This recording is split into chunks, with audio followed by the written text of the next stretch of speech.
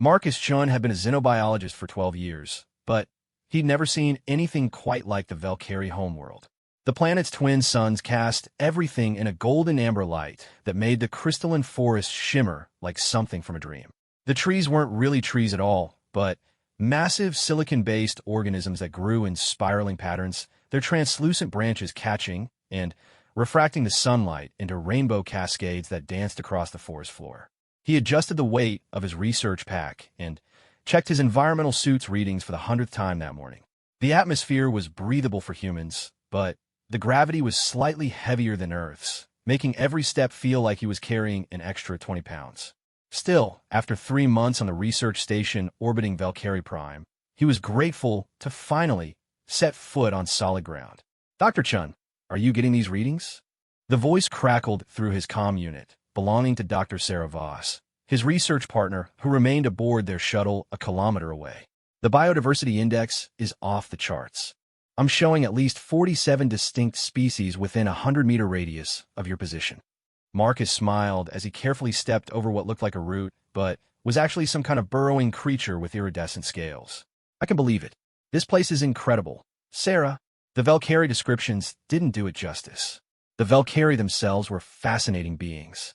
Standing about 4 feet tall on average, they had elongated limbs and large, multifaceted eyes that could see far into the infrared spectrum.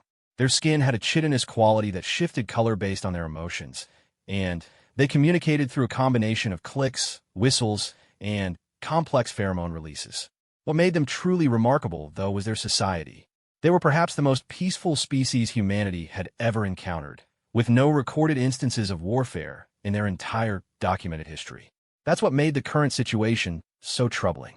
Marcus paused at the edge of a clearing where several of the crystalline trees had been shattered, their broken fragments scattered across the ground like deadly confetti.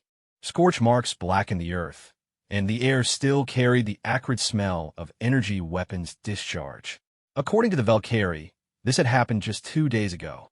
"Another attack site," he reported, kneeling to examine the blast patterns.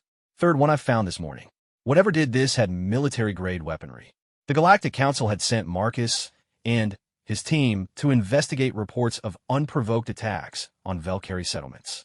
In the past month, 6 different communities had been hit by unknown assailants. The attackers struck fast and hard, causing maximum destruction before disappearing without a trace. They seemed to target research facilities and nurseries specifically, which made no strategic sense to anyone. Marcus activated a scanner and began documenting the damage. The energy weapon signatures were unlike anything in the Council's database. They didn't match human technology, Valkyrie defensive systems, or any of the other 43 species that comprised the galactic community. Someone new was out there, and they were hostile. A series of soft chimes echoed through the forest, musical and hauntingly beautiful. Marcus looked up from his scanner, recognizing the sound as Valkyrie communication. The calls were coming from deeper in the woods, and they carried an unmistakable note of distress. "Sarah, I'm picking up Valkyrie communications about 2 kilometers northeast of my position. Sounds like they're in trouble." "Marcus, wait for backup. If there are hostiles in the area, these people don't even have weapons," Marcus interrupted, already moving toward the sounds. "If someone's attacking them, they need help now." He moved through the forest as quickly as the terrain allowed, his boots crunching on fallen crystal fragments. The Valkyrie calls grew louder and more urgent as he approached. Through his suit's audio filters, he could make out individual voices now. They were afraid. Marcus crested a small ridge and found himself looking down into a natural amphitheater formed by the surrounding trees. Below him, a group of 12 Valkyrie adults had formed a defensive circle around something Marcus couldn't quite see. Their skin had shifted to deep purples and reds, colors that indicated extreme fear and agitation. Several of them were injured, their chitinous skin cracked, and weeping a clear fluid that was their equivalent of blood. Surrounding the Valkyrie were soldiers in dark, angular armor that seemed to absorb light rather than reflect it. Their weapons were sleek and alien, crackling with energy that made the air itself seem to writhe. Marcus counted at least 20 of them, maybe more, moving through the trees. He activated his suit's recording systems and transmitted everything back to the shuttle. "Sarah, I found them. Unknown hostiles, approximately 20 armed soldiers attacking a group of Valkyrie civilians. I'm moving to assist. Marcus, no. You're a scientist, not a soldier. Wait for council forces to. Marcus switched off the comm and began working his way down into the amphitheater. He might be a scientist, but he'd served in the Earth Defense Force before pursuing his doctorate. He knew how to handle himself in a fight, and more importantly, he couldn't stand by and watch innocents be slaughtered. The attackers were focused on the Valkyrie, which gave Marcus a chance to get closer. He could see now what the aliens were protecting, a group of young Valkyrie, their children. The little ones huddled together in the center of the circle, their skins cycling through rapid color changes that indicated terror. Marcus had studied Valkyrie biology extensively. Their young were incredibly vulnerable during their first few years of life. They couldn't regulate their own body temperature, couldn't process most of the planet's atmosphere, and depended entirely on their parents for survival. Killing Valkyrie children wasn't just murder, it was genocide. One of the attackers raised his weapon toward a wounded Valkyrie who had fallen to her knees. Marcus didn't think, he just acted. His sidearm was designed for protection against dangerous wildlife, not combat, but it was better than nothing. He took aim and fired. The energy bolt caught the attacker in the shoulder, spinning him around and sending him crashing into one of the crystal trees. The soldier's armor sparked and hissed where the blast had connected, but Marcus could see it hadn't penetrated completely. Every head turned toward him. The Valkyrie's large eyes widened in surprise, and what might have been hope.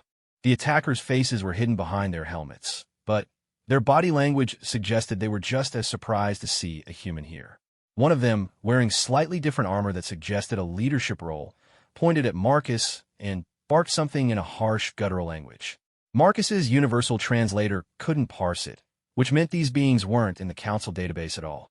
The soldiers began moving toward him, their weapons charging with an ominous whine. Marcus took cover behind a fallen crystal tree and checked his weapons charge. Enough for maybe 6 more shots, assuming they were as effective as the first one. "Stay back," he shouted, though he doubted they understood him any better than he understood them. "I'm a representative of the Galactic Council. This is a protected world." His answer came in the form of energy bolts that turned the crystal log he was hiding behind into superheated fragments. The heat was intense even through his suit's protection, and he could smell something burning. Marcus rolled to a new position and returned fire, catching another soldier in the leg. The alien stumbled, but didn't go down. Their armor was definitely military grade, probably designed to withstand much more powerful weapons than his sidearm. Behind him, he could hear the Valkyrie regrouping. Their musical language had taken on new tones, still afraid, but now mixed with something that might have been determination. A few of them were moving to form a new defensive line around their children, closer to Marcus's position. One of the attackers lobbed something that looked like a grenade toward the Valkyrie group. Marcus recognized the device from his military training, a stun bomb designed to incapacitate rather than kill. These soldiers wanted the Valkyrie alive, which raised disturbing questions about their ultimate intentions. The device landed just short of the alien families. Marcus didn't hesitate. He sprinted from cover, scooped up the grenade, and hurled it back toward the enemy soldiers. It detonated in midair, sending out waves of crackling energy that caused several attackers to collapse. A Valkyrie adult approached him, her skin shifting to pale blues and greens, colors that indicated gratitude and trust. She reached out with one of her elongated hands and touched Marcus's arm, clicking and whistling rapidly. His translator managed to parse some of it. "Thanks, protection, Cub's safe." "Get your children out of here," Marcus said, pointing toward the ridge he'd come down from. "That way. Find somewhere to hide." The Valkyrie seemed to understand his intent, if not his words. The adults began herding their young toward the escape route, moving with surprising speed despite their obvious terror. The children, cubs as they called them, made soft trilling sounds as they ran, their skin flickering through pale yellows and whites. Marcus provided covering fire as the Valkyrie families retreated. His shots weren't doing much damage to the attackers, but they were enough to keep them cautious. The soldiers spread out, trying to flank him while maintaining pressure on the fleeing civilians. That's when Marcus noticed the second group of attackers emerging from the forest behind the Valkyrie escape route. They'd been herded into a trap. "Behind you," Marcus shouted, but it was too late. The new group of soldiers opened fire with stunning weapons, dropping several of the adult Valkyrie instantly. The others froze in panic, unsure which way to run. Marcus made a decision that would change everything. Instead of maintaining his defensive position, he charged directly into the crossfire. His military training kicked in, and he moved with a speed and efficiency that surprised even him. He tackled one of the soldiers blocking the Valkyrie escape route, sending both of them tumbling down the slope. The alien was stronger than him, but Marcus had the advantage of desperation. He managed to wrench the soldier's weapon away and used it to lay down suppressing fire. The weapon was heavier than his sidearm, but more powerful, each shot creating fist-size holes in the crystal trees. "Go! Get to the shuttle!" Marcus yelled at the Valkyrie, gesturing frantically toward the path he'd used to reach them. Some of the adults were recovering from the stun blasts, helping their fallen companions to their feet. But the cubs couldn't move fast enough. The little ones were exhausted and terrified, some of them too young to run effectively. The attackers were closing in from both sides now, and Marcus realized with growing horror that they weren't going to make it. That's when the first bullet caught him in the shoulder. The impact spun Marcus around and sent him to one knee. The pain was immediate and overwhelming, but he forced himself to keep moving. These weren't energy weapons like the ones the soldiers had been using before. They were projectile weapons, probably kinetic rounds designed to punch through armor. A second shot hit him in the leg, and Marcus went down hard. Blood was seeping through his suit's fabric, triggering emergency medical protocols. Automated systems began pumping him full of painkillers and clotting agents, but he could feel his strength fading. The attackers were advancing on the huddled group of Valkyrie families.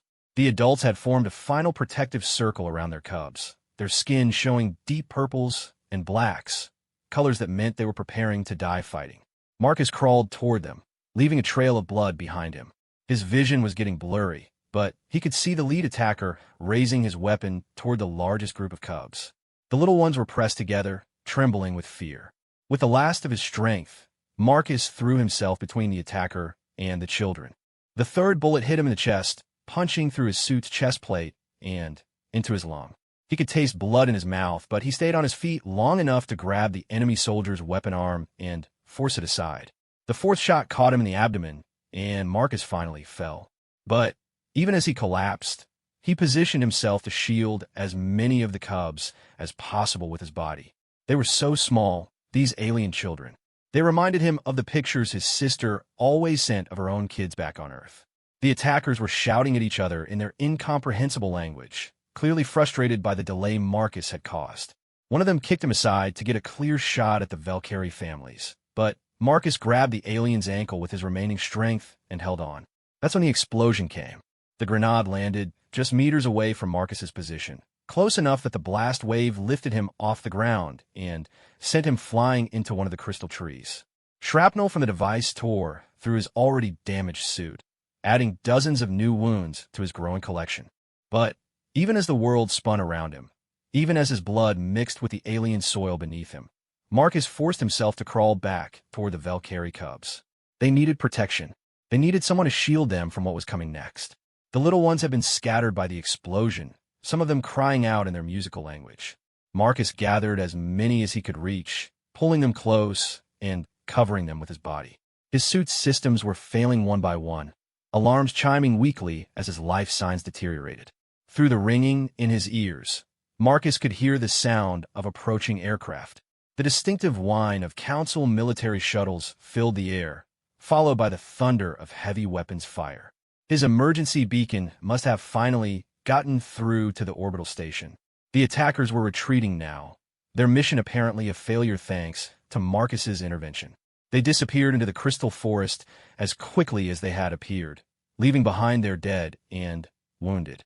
Marcus felt tiny hands touching his face, and he opened his eyes to see one of the Valkyrie cubs looking down at him.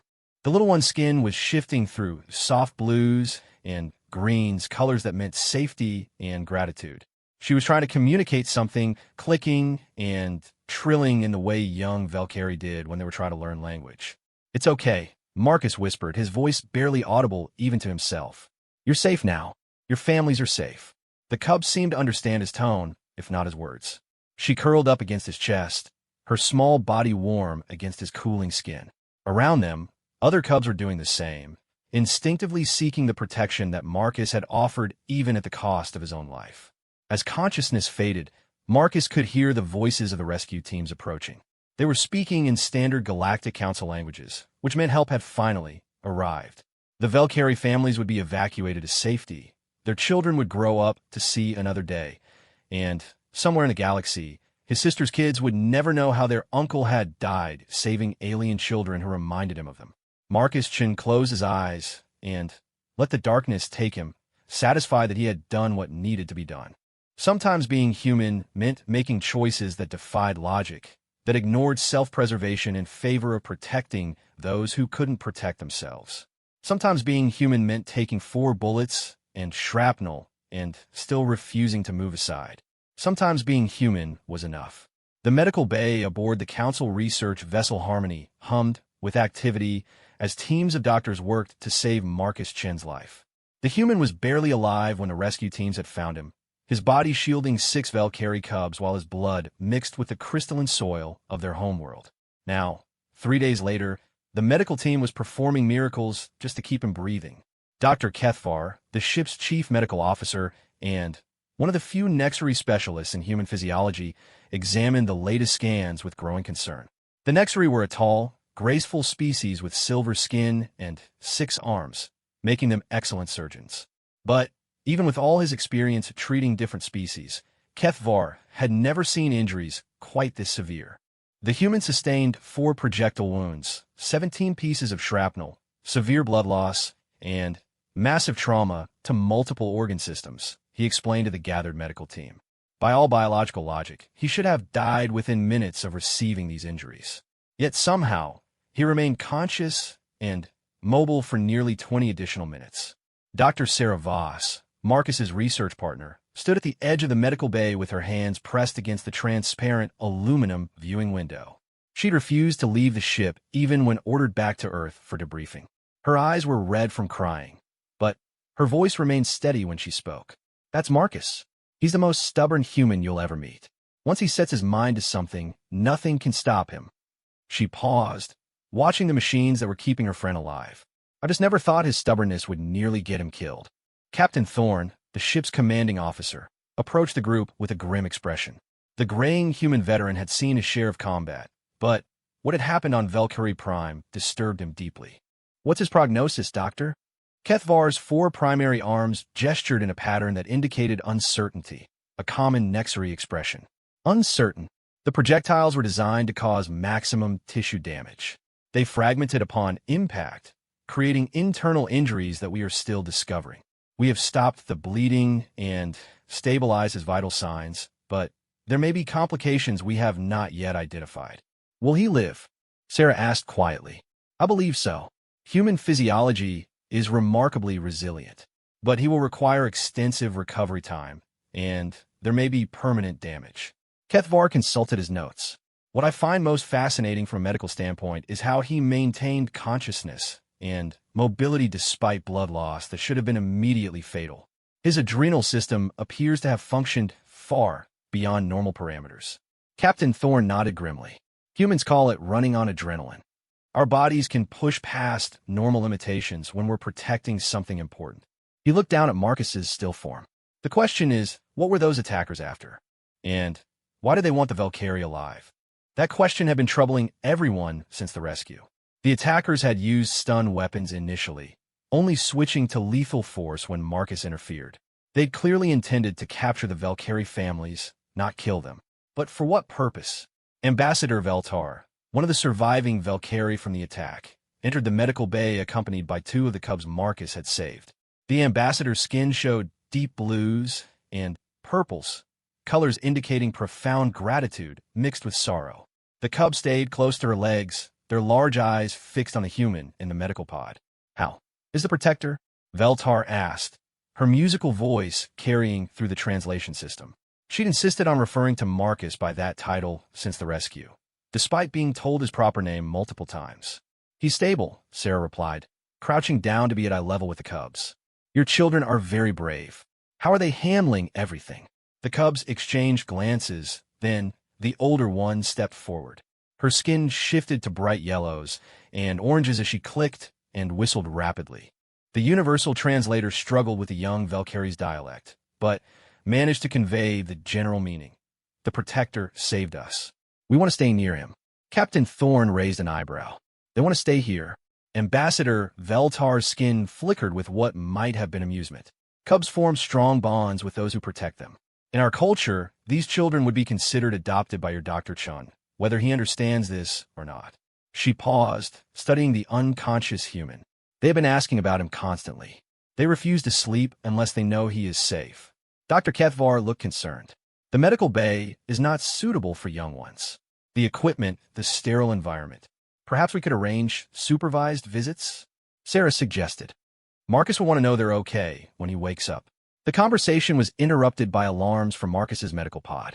His vital signs were spiking, brain activity increasing rapidly. Dr. Kethvar rushed to the controls, his 6 arms working with practiced efficiency. He's regaining consciousness, the doctor announced. This is earlier than expected, but his neural patterns appear normal. Marcus's eyes fluttered open, and his first words were barely a whisper. The Cubs, are they safe? Sarah was at his side immediately, careful not to interfere with the medical equipment. They're fine, Marcus. You saved them. All of them. Marcus tried to sit up, but the medical restraints and his own weakness kept him in place. The attackers, did they get away? Captain Thorne stepped forward. Some of them. We recovered several bodies and captured 2 wounded soldiers, but their leader and most of the squad escaped into the forest. We're still analyzing the attack patterns and technology. They wanted the Valkyrie alive, Marcus said, his voice growing stronger. The stun weapons, the way they moved, this wasn't random violence. They were collecting them. Ambassador Veletosh skin shifted to darker colors. We fear you are correct, Protector. This was the 7th attack in recent months. Each time, families with cubs have been targeted. Many of our people have simply vanished. Marcus absorbed this information, his scientific mind already working despite his physical condition. Slave trade? Genetic material? What could they want with Valkyrie families specifically? That's what we're trying to figure out, Captain Thorne said. The Council has assigned a full investigation team. Whatever these beings are after, they're well-equipped and well-organized. This isn't the work of pirates or raiders. The younger Valkyrie cub had been edging closer to Marcus's medical pod throughout the conversation. Now she reached out with one small, elongated hand and pressed it against the transparent aluminum barrier.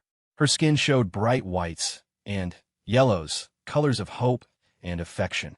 Marcus managed a weak smile. Hello there, little one. Are you taking care of everyone? The cub chirped excitedly and began a rapid series of clicks and whistles. The translator worked overtime to keep up. Protector awake. Protector saved us from bad ones. Want to stay with Protector always. She has been very worried about you, Ambassador Veltar explained. All the cubs have. They understand that you risked your life for them. Dr. Kethvar checked his instruments again. The patient needs rest. These conversations are elevating his stress levels beyond safe parameters. Just a few more minutes, Marcus said. There's something important. He looked directly at Captain Thorne. I recorded everything before the attack. My suit's memory core should have transmitted the data back to the shuttle. Have you analyzed the weapons' signatures? We have.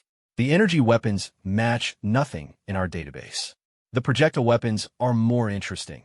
They appear to be reverse-engineered human technology, but with improvements our own military hasn't developed yet. Marcus frowned. That doesn't make sense. How would an unknown species get access to human military designs?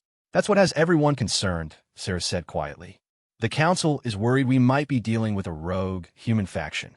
Someone with access to classified technology who's gone completely off the rails. The implications hit Marcus like a physical blow. If humans were behind these attacks, it would destroy Earth's standing in the galactic community. Humanity had only been accepted into the Council 25 years ago, and their membership was still considered provisional by many species. Evidence of humans enslaving other species would result in immediate expulsion and possibly military action against Earth itself.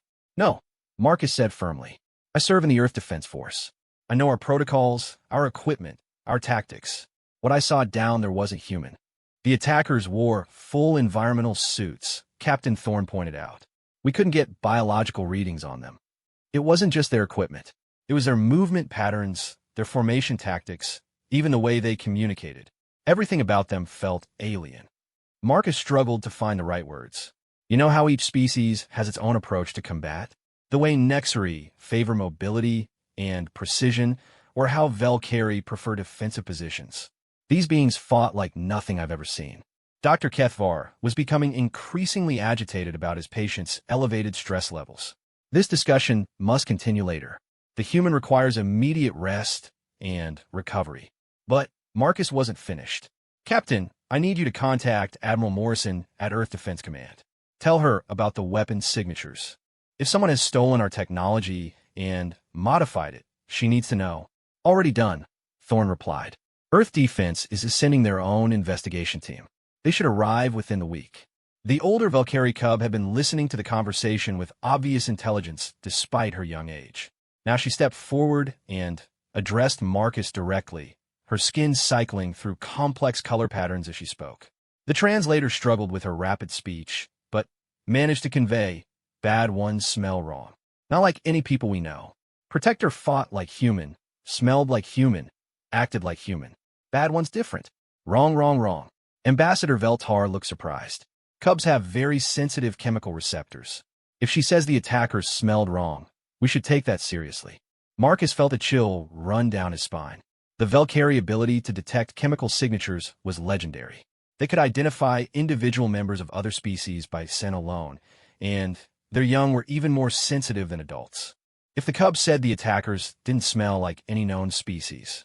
Ambassador, would your people be willing to provide detailed chemical analysis of the attack site? Anything the cubs might have detected that our equipment missed. Of course, Protector. We will do anything to help find these beings and stop future attacks. Dr. Kethvar finally put his foot down, metaphorically speaking. Enough. The patient's blood pressure is approaching dangerous levels. Everyone out now. As the group reluctantly filed out of the medical bay, the younger cub broke away from Ambassador Veltar and pressed both hands against Marcus's pod. Her skin showed the most complex color pattern yet, deep blues and greens mixed with bright yellows and whites cycling in rhythmic waves. What is she saying? Marcus asked weakly. The translator worked for a long moment before responding. Protect her friend, family guardian. The translation is imprecise. She is expressing a concept that combines gratitude, love, family bond, and protective partnership. There is no exact equivalent in standard galactic languages. Marcus felt tears forming in his eyes. Tell her that she's family too. All of them. And that I'll always protect them, no matter what. The cub's skin shifted to pure white, the Velkari color for perfect joy and contentment. She chirped once, loudly, then turned and ran after the others, leaving Marcus alone with Dr. Kethvar. Remarkable, the Nexari doctor murmured as he checked his patient's readings. Your stress levels actually decreased when you interacted with the young ones. Most species show elevated anxiety around alien children. They're not alien to me anymore, Marcus said quietly. They're just kids who needed help. Dr. Kethvar made notes on his medical pad. This emotional response may be key to your recovery. Humans appear to heal faster when they have a strong psychological motivation to survive. I'm not going anywhere. Document. Those cubs need someone watching out for them. And it seems like I'm the one they've chosen. As Marcus drifted back in a healing sleep, Dr. Kethvar continued his observations. He'd studied dozens of species over his long career, but humans continued to surprise him. Most beings would have died from the injuries Marcus had sustained. The fact that he'd not only survived, but continued fighting to protect alien children spoke to something unique about human nature. Perhaps that's why humanity had been accepted into the galactic community despite their relatively primitive technology and short history in space. They possessed something rare in the galaxy, a willingness to sacrifice everything for others, even for beings they'd just met. It was a quality that might prove crucial in the days ahead, because Dr. Kethvar suspected that the attack on Velkari Prime was just the beginning of something much larger and more dangerous than anyone realized. 2 weeks after the attack on Velkari Prime, Marcus Chun was finally able to walk without assistance, though he still moved slowly and carefully. The medical bay had become his second home, filled with get-well messages from across the galaxy. Apparently, word of a human taking 4 bullets to protect alien children had spread throughout the Council worlds, turning Marcus into something of a celebrity. He didn't feel like a hero. He felt like a scientist who'd made a split-second decision and was still dealing with the consequences.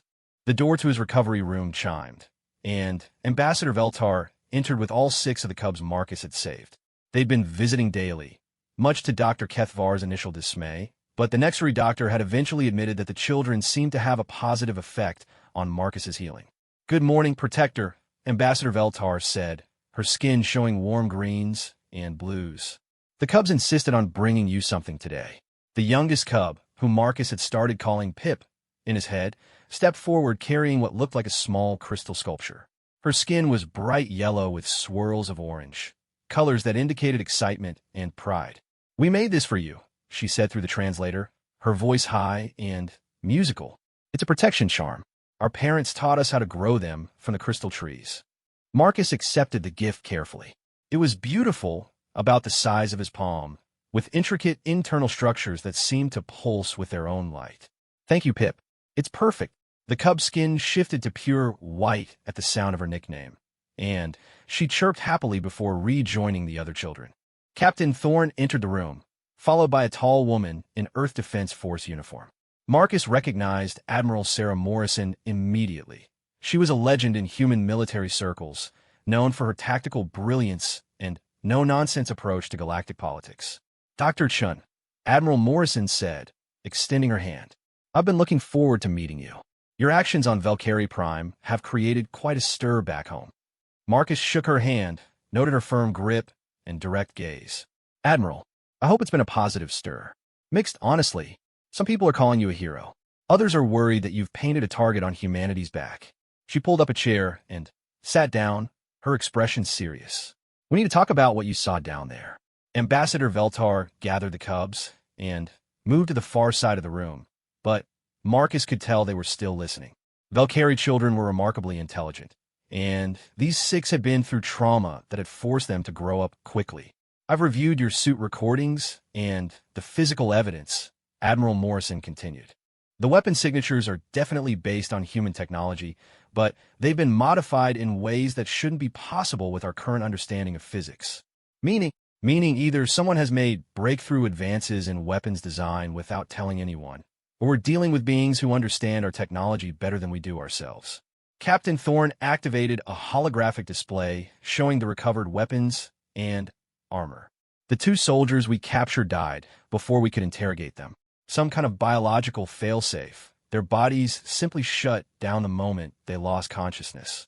Marcus studied the images. The armor was sleek and angular, designed for maximum protection while maintaining mobility. But there were details that bothered him, subtle asymmetries, and design elements that seemed almost organic. "The armor," he said slowly. "It's not manufactured. It's grown." Admiral Morrison leaned forward. "What makes you say that?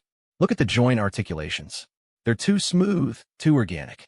And these stress patterns here," he pointed to markings on the chest plate, "they look like growth rings. This isn't metal that was shaped and forged. It's some kind of biological material that was cultivated." "Bioarmor isn't unknown in the galaxy," Captain Thorne pointed out. "The Zephyrians use living materials for their military equipment. But not like this," Marcus insisted. "This is something new, something that combines organic growth with inorganic materials in ways I've never seen before."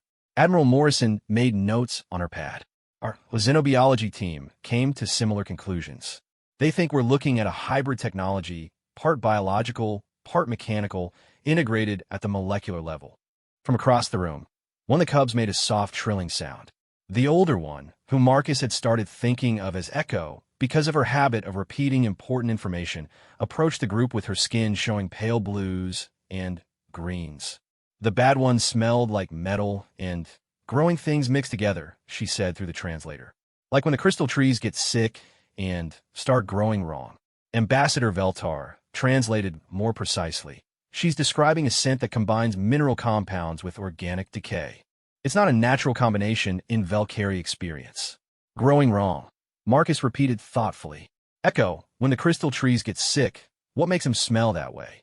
The cub's skin shifted to darker colors as she concentrated on the memory. "When bad chemicals get into the soil, the trees try to clean them out, but they can't, so they grow strange shapes and smell like death metal wrong." Marcus looked at Admiral Morrison. "Contamination.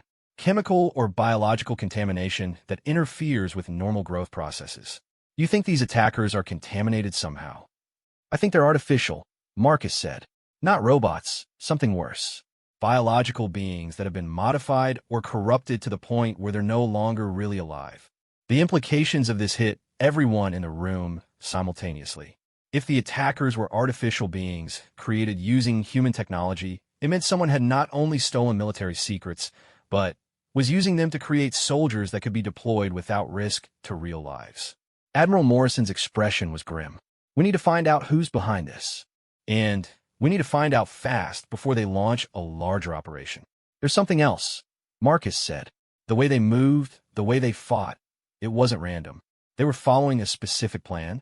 They knew exactly where to find the Valkyrie families, exactly how to corner them. Someone provided them with detailed intelligence. Captain Thorne activated another holographic display, this one showing the attack patterns across multiple Valkyrie settlements. We've been analyzing all 7 attacks. You're right.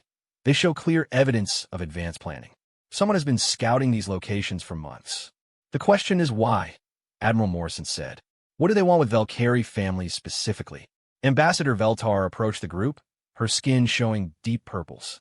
We may have discovered the answer to that question. Our researchers have been investigating the genetic profiles of the families that were targeted. She activated her own holographic display, showing complex biological data that Marcus recognized as DNA analysis. All of the attacked families share specific genetic markers. Markers that are extremely rare in the general Valkyrie population. What kind of markers? Enhanced regenerative abilities, extended lifespans, and, most importantly, improved neuroplasticity. These families carry genes that make them exceptionally adaptable to new environments and learning situations. Marcus felt a chill run down his spine. They're not just taking random Valkyrie. They're selectively targeting the ones with the best genetic advantages. For what purpose? Admiral Morrison asked. Integration. Marcus said, the pieces falling into place in his mind. They're trying to create hybrid soldiers, beings that combine the best traits of multiple species with artificial enhancements. The Cubs have been listening to this conversation with growing agitation. Pip approached Marcus and tugged on his sleeve, her skin cycling through rapid color changes as she spoke urgently. The translator worked to keep up with her rapid speech. The bad ones talked about us while you were hurt. They said we were special, that we would make good additions to their collection. They wanted to take us to a place where they make new people. Echo added her own observations. They smelled like many different kinds of people mixed together. Not pure smell like normal people have. Admiral Morrison and Captain Thorne exchanged grim looks. A collection, the Admiral said. They're building an army using the best genetic material they can find from across the galaxy. And they're using human weapons technology to equip them, Marcus added. Which means they have access to our military databases, our research facilities, maybe even our government installations. The room fell silent as the full scope of the threat became clear. Somewhere in the galaxy, an unknown enemy was creating artificial soldiers using stolen human technology and genetic material harvested from the most advanced members of various species. The attack on Valkyrie Prime wasn't random violence. It was a shopping expedition. Dr. Kethvar entered the room, his 6 arms moving in patterns that indicated extreme agitation. Forgive the interruption, but we have an urgent situation. Long-range sensors have detected a fleet approaching Valkyrie Prime. 27 ships of unknown configuration. Captain Thorne was already moving toward the door. How long until they arrive? 6 hours, estimated. Admiral Morrison stood up, her military bearing taking over. Captain, I need you to evacuate all non-essential personnel to the outer system. Dr. Chun, you, and the Valkyrie need to be on the first transport out of here. No, Marcus said firmly. I'm not abandoning these people. You can barely walk, and you're not a soldier. Neither are they, Marcus replied, gesturing toward the Cubs. And I'm not leaving them to face this alone. Ambassador Veltar's skin shifted to deep reds and purples. Protector, you have already done more than enough. You must save yourself. The Cubs immediately began protesting, their musical voices rising in distress. Pip grabbed onto Marcus's arm, her skin showing the darkest colors he'd ever seen from her, pure terror mixed with desperate determination. We stay with Protector, she said through the translator. Protector keeps us safe. We keep Protector safe. Marcus looked at the 6 small beings who had claimed him as family, then at the adults who were preparing to abandon their homeworld to save their children. He thought about his own family back on Earth, about the choices that defined what it meant to be human. Admiral, I need you to contact Earth Defense Command. Tell them to send everything they can spare. If this enemy is using our technology against innocent people, then it's our responsibility to stop them. Dr. Chun, this isn't a request, Admiral. This is a human telling other humans that we have a duty to protect the people we've sworn to defend as members of the galactic community. Admiral Morrison studied his face for a long moment, then nodded. I'll make the call, but I'm not promising they'll listen. They'll listen, Marcus said with certainty, because if they don't, and word gets out that humanity knew about this threat and did nothing, we'll be expelled from the council within a month. As the room cleared and preparations began for the coming battle, Marcus remained with the cubs. They huddled close to him, their skin showing colors he was learning to read like a book. Fear, yes, but also determination and trust. They believed he would protect them, no matter what came. Marcus just hoped he was strong enough to prove them right. The enemy fleet dropped out of hyperspace exactly on schedule, 27 ships of a design that made every military analyst aboard the Harmony deeply uncomfortable. The vessels were organic in appearance, their hulls flowing like liquid metal, but sensor readings showed they were heavily armed with energy weapons that registered as variants of human military technology. Marcus stood in the command center despite Dr. Kethvar's protests, his injured body supported by a mobility frame that helped him stay upright. The 6 Valkyrie cubs clustered around him, their skin showing complex patterns that mixed fear with determination. They'd refused evacuation, insisting that their place was with their protector. Fleet composition analysis complete, reported Lieutenant Commander Singh, the ship's tactical officer. 7 heavy cruisers, 12 destroyers, and 8 ships of unknown classification. The unknown vessels are the largest, approximately twice the mass of our heavy cruisers. Captain Thorne studied the tactical display with growing concern. Admiral, our defensive fleet consists of 4 Council patrol ships and 3 Valkyrie defense platforms. We're outnumbered 7-1. Admiral Morrison's expression was grim but determined. Earth Defense Command has dispatched a battle group, but they won't arrive for another 18 hours. We need to hold position until then. Captain, Marcus interjected. What's the status on civilian evacuations? Mostly complete. About 80% of the Valkyrie population has been moved to the outer settlements or evacuation ships. The remaining 20% are either essential personnel or families who refuse to leave their homes. Ambassador Veltar, who had remained aboard the Harmony despite multiple opportunities to evacuate, approached the tactical station. Her skin was showing deep purples and reds, colors that indicated she was preparing for battle despite her species' peaceful nature. The crystal forests are our greatest strategic asset, she said. The trees themselves can be weaponized if necessary. Their energy storage capabilities could power defensive barriers across the entire continent. Marcus looked at her with surprise. I thought the Valkyrie were pacifists. We are, but we are not helpless. Her skin shifted to darker colors. Our ancestors dealt with predators long before we achieved sentience. We learned to use our environment for protection. The tactical display updated as the enemy fleet moved into attack formation. The smaller ships spread out in a complex pattern while the larger vessels held back, suggesting a coordinated assault plan. They're not moving like raiders or pirates, Admiral Morrison observed. This is a military operation with specific objectives. They want the cubs, Marcus said quietly, looking down at the 6 small beings who had pressed closer to him as the enemy approached. All of this is to capture Valkyrie children with specific genetic markers. Lieutenant Commander Singh's console chimed with an incoming transmission. Sir, we're receiving a communication from the lead enemy vessel. It's in standard human military protocol format. Everyone turned to stare at the tactical officer. Standard military protocols were classified information, known only to Earth Defense Force personnel and their closest allies. Put it through, Admiral Morrison ordered. The main display flickered and showed a figure in the same dark armor Marcus had encountered on the planet's surface. But this one was different, larger, with additional technological integration that made it look more machine than biological. When it spoke, the voice was electronically processed, but unmistakably human in its rhythms and inflections. I am Designation Prime of the Synthesis Collective.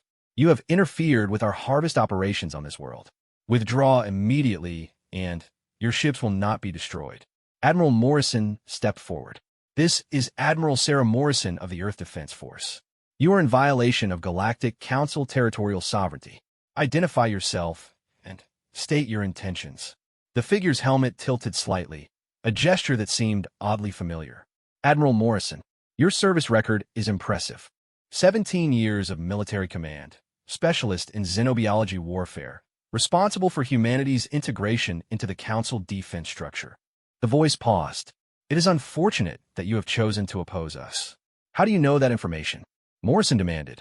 We know many things about Earth and its people. We know about Project Synthesis, the classified program that created us. We know about the genetic enhancement research that was officially discontinued in 2387.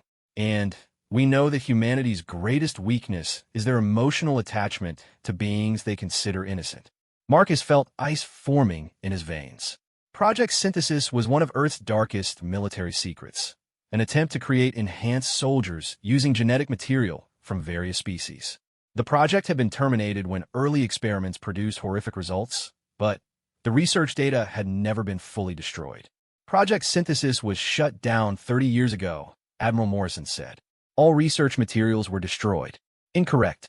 Research materials were classified and archived. Genetic samples were preserved for future study. Enhanced soldier prototypes were stored in suspended animation pending further development. The figure leaned closer to the camera. We are those prototypes, Admiral. Your abandoned children, grown to maturity in artificial wombs, and enhanced beyond your original specifications. The command center fell silent as the implications hit everyone. These weren't alien invaders using stolen human technology. They were the products of humanity's own failed experiments, somehow escaped and evolved beyond their original programming. That's impossible, Morrison said. The prototype subjects died in the lab. All of them. Death was redefined. Consciousness was preserved. Bodies were improved. We became something greater than human, greater than any single species. The figure gestured with arms that moved too fluidly to be entirely organic. And now we have come to collect the genetic diversity we require to complete our evolution. When the cubs, Echo, suddenly began clicking and whistling urgently. Her skin shifted through rapid color changes as she communicated something to Ambassador Veltar, who translated with growing alarm. She says the voice sounds like the bad ones from the attack, but wrong. Like it's been broken and put back together differently. Marcus studied the figure on the screen more carefully. Behind the technological enhancements and artificial modifications, he could see human features, but they were distorted, stretched in ways that suggested the biological integration hadn't been entirely successful. You're dying, he said suddenly. The enhancements are breaking down your original biology. That's why you need genetic material from other species to stabilize what you've done to yourselves. The figure's posture shifted slightly. Perceptive. Yes, our current forms are temporary. We require fresh genetic templates to achieve permanent stability. The Valkyrie possess regenerative capabilities that could solve our deterioration problem. And the children? Young genetic material adapts more readily to integration. Adult subjects are less cooperative. Admiral Morrison's hands clenched into fists. You're talking about torturing children to save yourselves. We're talking about survival. Humanity created us to be perfect soldiers, then abandoned us when we proved too successful. Now we will use their own technology and the galaxy's genetic diversity to become what they always intended, the ultimate fusion of organic capability and technological enhancement. The transmission cut off, and the enemy fleet began moving toward Valkyrie Prime's orbital defense perimeter. Battle stations, Captain Thorne ordered. All ships, prepare for engagement. Marcus looked down at the cubs, who were huddled together but not fleeing. Their skin showed colors he was learning to interpret as protective determination. They were afraid, but ready to fight for their homes and families. Admiral, Marcus said quietly, I have an idea, but it's going to require me to go back to the planet's surface. Absolutely not. You can barely walk, and it's about to become a war zone down there. The crystal forests, Marcus continued, ignoring her objection. Ambassador Veltar said they could be weaponized. but it would require someone who understands both human technology and Valkyrie biology. Ambassador Veltar's skin shifted to bright yellows and oranges. The Protector understands both. He has studied our people and fought against human weapons. It's suicide, Admiral Morrison said flatly. Maybe, but if those things get their hands on these children, it's worse than suicide. Marcus looked at each of the cubs in turn. They've chosen me as their protector. That means something. Pip approached him and placed both of her small hands against his chest, her skin showing pure white. Perfect trust and love. Protector goes, we go. Family stays together. No, Marcus said firmly. This time you stay safe. Let the grown-ups handle the fighting. Protector is family, Echo insisted. Family doesn't abandon family.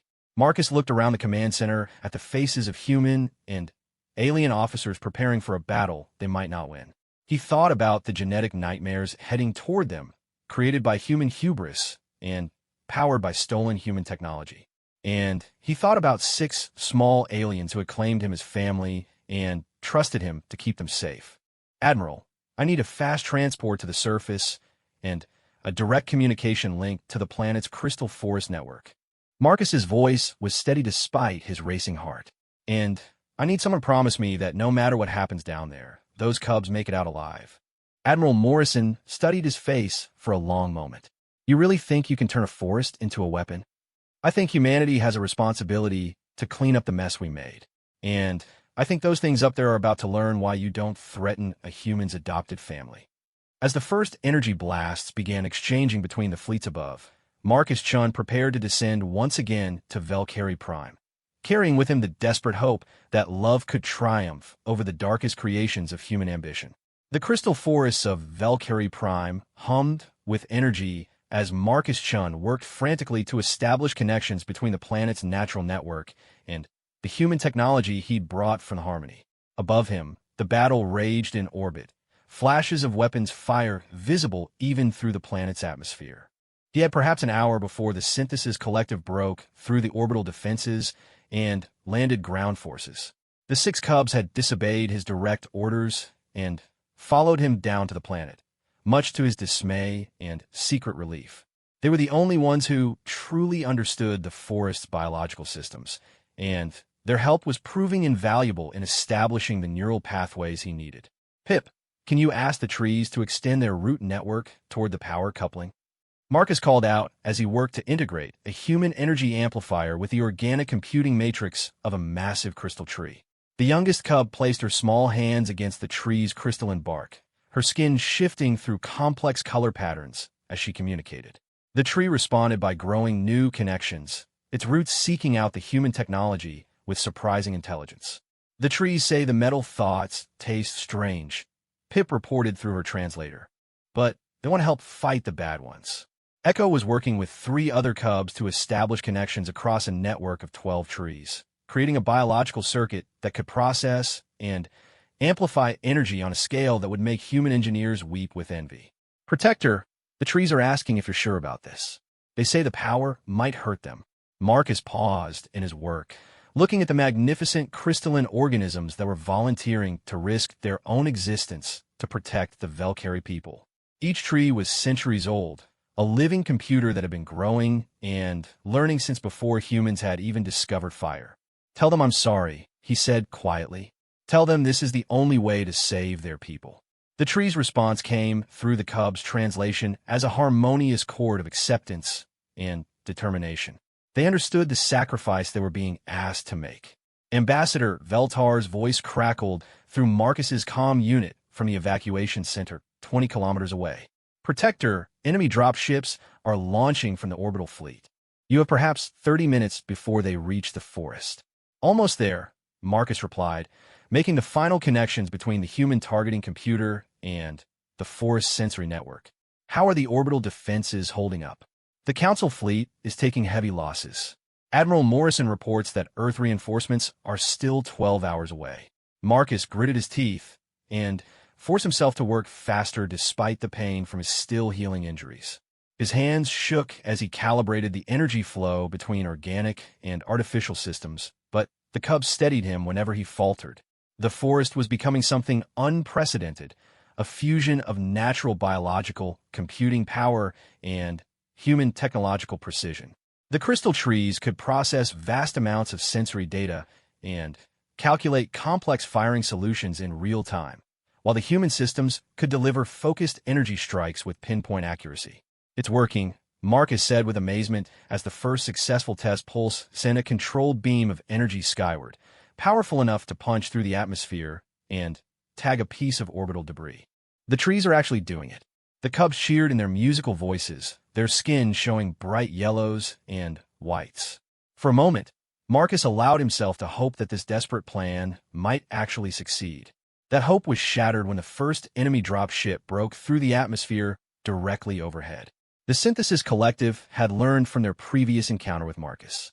Instead of a small strike team, they deployed 50 soldiers simultaneously, their dark armor gleaming as they descended on anti-gravity platforms. But these weren't the same artificial beings Marcus had faced before. These ones moved with fluid precision that spoke of improved integration between their organic and technological components. "Contact the orbital fleet," Marcus ordered. "Tell them to target the drop ships before more of them launch." "Negative," Admiral Morrison's voice replied. "We're fully engaged up here. You're on your own until we can break the enemy formation." Marcus looked at the 6 cubs who had trusted him to protect them, now facing an enemy force specifically designed to capture and torture alien children. His scientific mind calculated odds that were frankly terrifying, but his human heart had already made the decision.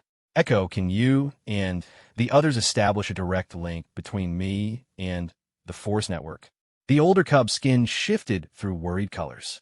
"Direct link might hurt Protector. Tree thoughts very big, very fast. I need to be able to control the targeting system in real time. It's the only way to hit fast-moving targets."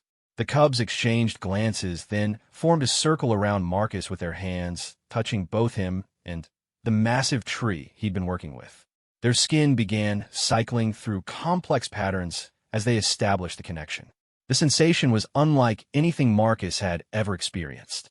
Suddenly, he could feel the entire forest network as if it were part of his own nervous system. Every tree, every root, every crystalline branch became an extension of his consciousness. The processing power was overwhelming, threatening to burn out his human brain with sheer information overload. But it also gave him godlike awareness of everything happening within a 100-kilometer radius. He could sense the enemy soldiers landing, could feel their artificial biology like a wrongness in the natural patterns of the forest. And, more importantly, he could control the entire forest as a single, massive weapon system. The first energy beam lanced out from a grove of trees 3 kilometers away, catching an enemy soldier in midair and vaporizing him instantly. The second and third beams followed microseconds later, targeting the anti-gravity platforms and sending more soldiers crashing into the crystal formations below. "Impossible," came a transmission from the enemy commander, the same electronically processed voice they'd heard from the fleet leader. "You cannot have achieved biological-technological integration at this level." Marcus smiled grimly as he used the forest network to track the remaining soldiers and calculate firing solutions for 47 simultaneous energy strikes. "You forgot something important about humans, you artificial freak. We don't just use technology, we become one with it when we need to." The coordinated strike eliminated 30 of the remaining soldiers in a single devastating volley. The survivors scattered, trying to use the crystal trees as cover, not realizing that every tree was now Marcus's eyes and ears. But the effort was taking its toll. Marcus could feel his human nervous system struggling to process the vast amounts of data flowing through the biological network. Blood ran from his nose, and his vision was starting to blur at the edges. "Protector hurt," Pip observed, her skin showing deep purples of concern. "Tree thoughts too big for human mind."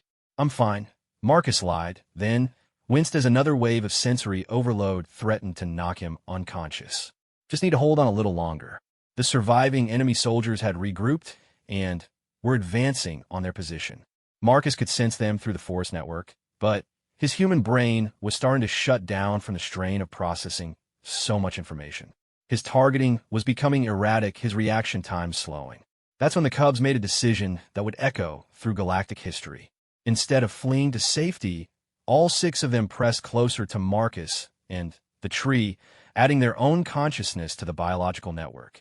Suddenly, the overwhelming data flow became manageable, distributed across 7 minds instead of one. The Cubs' natural ability to interface with their world's biological systems provided a buffer that allowed Marcus's human intuition and tactical training to function at peak efficiency. The forest became a living weapon unlike anything ever seen in the galaxy. Every tree within 100 kilometers could generate and direct focused energy beams, all coordinated through the shared consciousness of 6 alien children and one stubborn human xenobiologist who had decided that family was worth dying for. The remaining enemy soldiers didn't stand a chance. But the ground forces had been only the beginning. More drop ships were launching from the orbital fleet, and Marcus could sense that these contained the enhanced commanders, the artificial beings with the most advanced biological integration. It would be much harder to stop. Ambassador, Marcus called through his comm, his voice slurred from the strain of maintaining the network connection. I need you to evacuate everyone from the planet. Now, Protector, we cannot leave you and the Cubs alone. You have to. What I'm about to do, the energy release will sterilize everything within 50 kilometers. The Cubs understood what he was saying, and their skin shifted to the darkest colors he'd ever seen from them. But instead of fear, their expressions showed determination and love. Family stays together, Echo said firmly. Protector taught us that. No, Marcus said desperately. You have your whole lives ahead of you.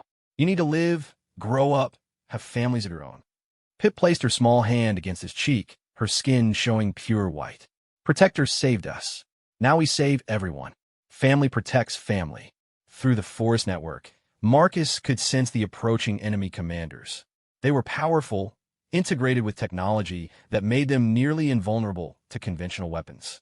But they had one weakness. Their artificial biology couldn't interface with natural systems the way organic beings could. Marcus made his decision.